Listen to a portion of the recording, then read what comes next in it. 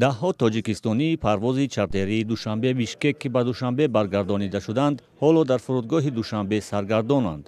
онҳо намедонанд ки пули билетҳояшонро бармегардонанд ва ё не ва бо гуноҳи кӣ чунин буҳрон пеш омад.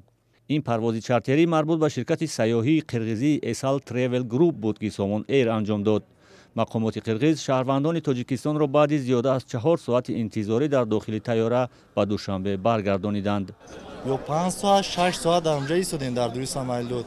мисол и одамои худмон то ҳадди имкон кӯшиш карданд ки мақсад ба як хулосае биёянд ки мо қабул кунанд, мо дар дигари рейс бо далши бо бирем.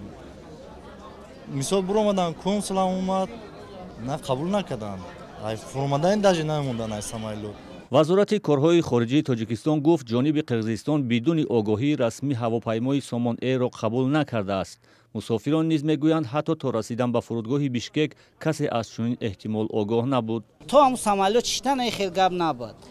самолёт чиш даже бо гуфтанд ки хай ози мо гап мезанем, мақсад мехамбем, гуфтанд ки уже рафтам ба фикрам гап зан дига нашид, баъд ба ҳамхели ман кардан истодем. бархе аз мусофирони ин парвоз мегӯянд ба онҳо ваъда доданд ки пули чиптаҳои самти Душанбе то Бишкекро бармегардонанд. аммо онҳо мегӯянд ба ин ваъдаҳо чандон эътимод надоранд ва намедонанд ки бақияи пулро кӣ бояд диҳад. Бишкек буса Урал компания бу. Ай Душанбе то Бишкека Somon Air бу. Somon Air ози гуфтеста ки пули ай Душанбе то Бишкека мегардонем метем то у тарафша хатомурен ҳал кунем. ҳукумати қирғизистон рӯзи 24 май гуфт ки аз 21 май барои шаҳрвандони тоҷикистон маҳдудиятҳои равоо муқаррар кардааст. мақомоти тоҷикистон мегӯянд тибқи муқаррароти дипломатӣ тарафи дигар мебоист онҳоро расман дар ҷараён мегузошт.